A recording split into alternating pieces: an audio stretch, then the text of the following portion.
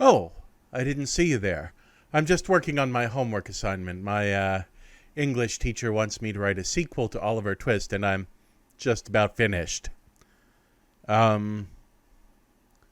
Which was the yellow Infinity Stone again?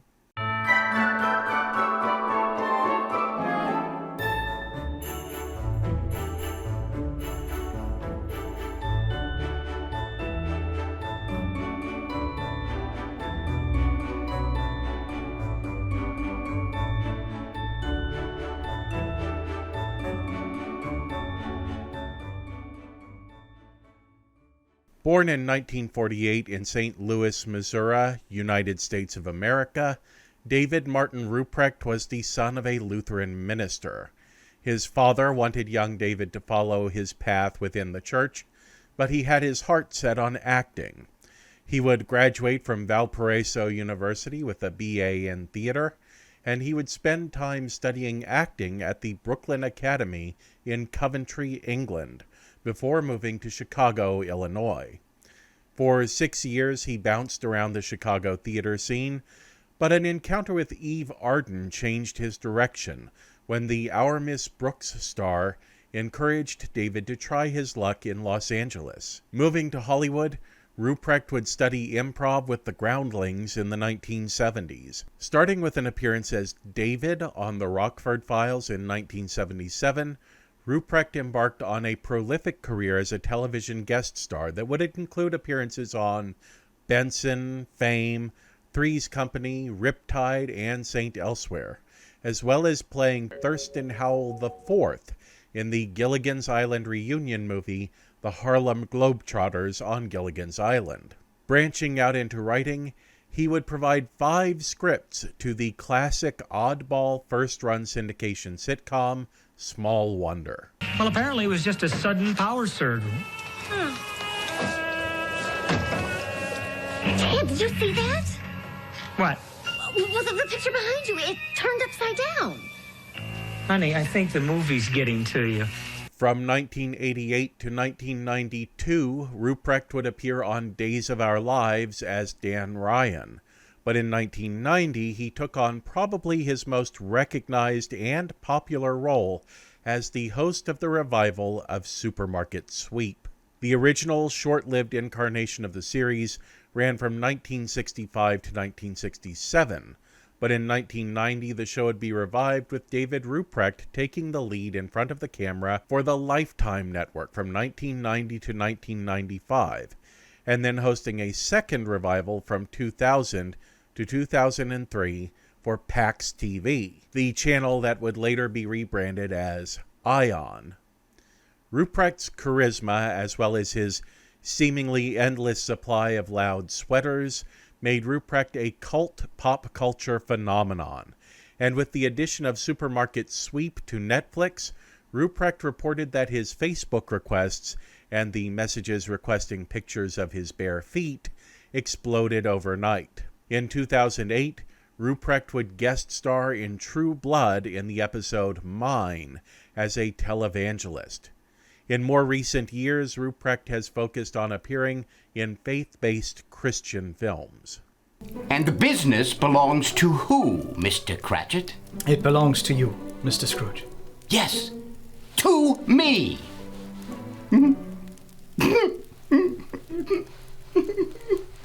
And to you, Bob. Pardon me?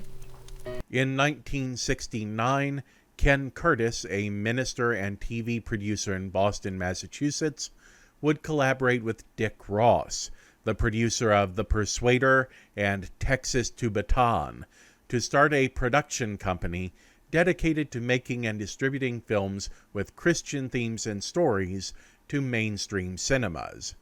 Their first production would be 1970's The Cross and the Switchblade, based on the true story of Pittsburgh pastor David Wilkerson and his missionary work aimed at the New York City street gangs. Starring Pat Boone as David Wilkerson and Eric Estrada as Nicky Cruz, the movie was less than popular in mainstream cinemas. Cleveland Press film critic Tony Mastroianni wrote that the picture has a great deal of sincerity about it and is notable for its dealings with a religious theme. Unfortunately, it looks more like fiction than truth. Going on to add, as for the gangs, they look like something out of a low-budget production of West Side Story. Steve Crum of the Kansas City Kansan was even harsher in his criticism, writing, "Tepid and boring, one of 2 movies during which I have ever walked out." The film became very popular with Christian audiences, however, and even today is frequently seen in screenings at churches and youth centers. The returns from The Cross and the Switchblade, while respectable, did not keep Curtis and Ross's startup from going bankrupt. Entering Chapter 11, the limited partners would assume responsibility, and Ken Curtis would be appointed to head up a new company to continue distribution of the film.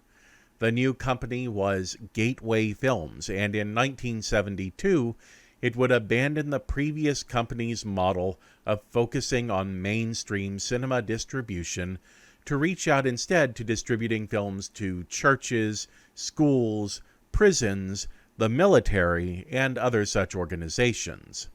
The company's next major production would be John Huss, the first in a series of films dedicated to church history. In 1981, they would respond to the growing video market by founding Vision Video. Ultimately, the companies would merge, and Vision Video would become the name of the entire entity. In 2011, Ken Curtis passed away and left control of the company to his son, Bill Curtis, who continues to run the company. Today, in addition to their own productions, they partner to distribute work from other Christian production companies, such as Salty Earth Pictures, the studio run by former United States Senate page and George H.W. Bush administration member Stephen F. Zambo, who wrote, produced, and directed the David Ruprecht starring Mr. Scrooge to See You. By the way, I understand that the whole salty earth thing is supposed to be because you are the salt of the earth, but salting the earth is how you guarantee that plants can't grow there anymore. Well, Okay, what is it? you see, it is just that I am a bit disoriented. No kidding. Mr. Scrooge to See You is yet another Scrooge who isn't going to add anything to our totals because this time around, it's not an adaptation, it's a sequel. So you get nothing! Yes, Stephen F. Zambo wrote a sequel to A Christmas Carol in which, a year after the events of the original story, the spirits transport Scrooge into his distant future, our present day, so that he can help out Tim Cratchit VI, the descendant of Bob Cratchit, who lives in modern-day New England and who runs the company that his ancestor was made a partner in by Scrooge himself. Cratchit has become greedy and self-centered and is threatening to close down a tiny little independent restaurant owned by a young and very Christian woman just as Christmas is approaching. Now, I don't want to throw a monkey wrench into the story or anything like that, but we learn pretty quickly upon being introduced to this tiny little diner that the owner has only one employee. No kidding.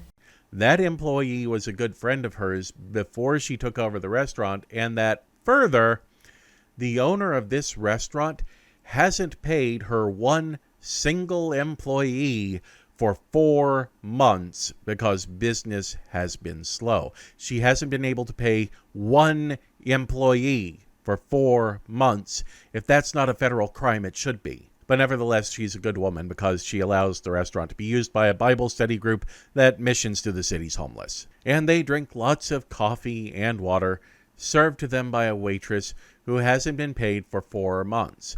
4 months! Sorry.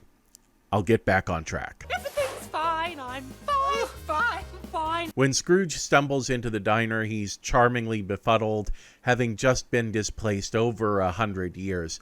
Honestly, I think he should have broken down in hysterics the instant he first saw a car driving down the road at 65 miles an hour, but he seems to handle being shoved into an Uber pretty well. But that's the thing.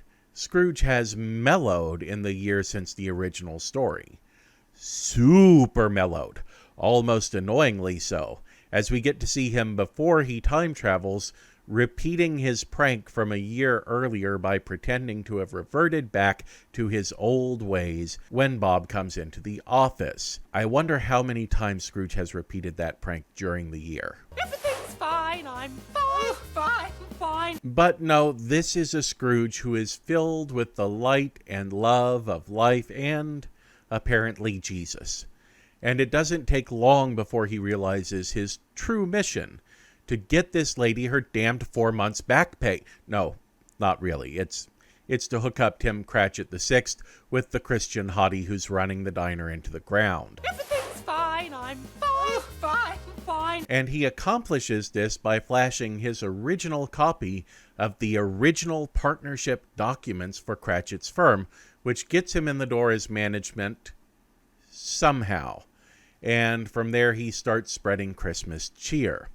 This is a Scrooge who took that whole "I will keep Christmas in my heart" thing, and he just ran with it, like an Olympic track star with their Nikes on fire. Ultimately, of course, all things will turn out well for everyone involved, and Scrooge will get to return to his own time, and will leave behind a time capsule to let his friends know one final message about the importance of Christmas, caring, and Jesus. And also paying this woman her 4 months back pay. Pardon me? So tell me, what do you think of David Ruprecht and his turn in Mr. Scrooge to See You? Drop down into the comments below and let me know. While you're there, there's also a like and subscribe button. If you haven't hit those yet, please feel free. Also, ring that bell so that you get notifications every time there's a new video posted. If you're interested in seeing more Film Optimist right away, then there is the beginning of the Scrooge Advent Calendar right there. And up here, we have my Halloween countdown of actors who have played Dracula. Until next time, watch like it means something. I'm the only one here. I mean, they've got April now, and the turtles have run away, and I don't know where they are. I'm the only one who can help.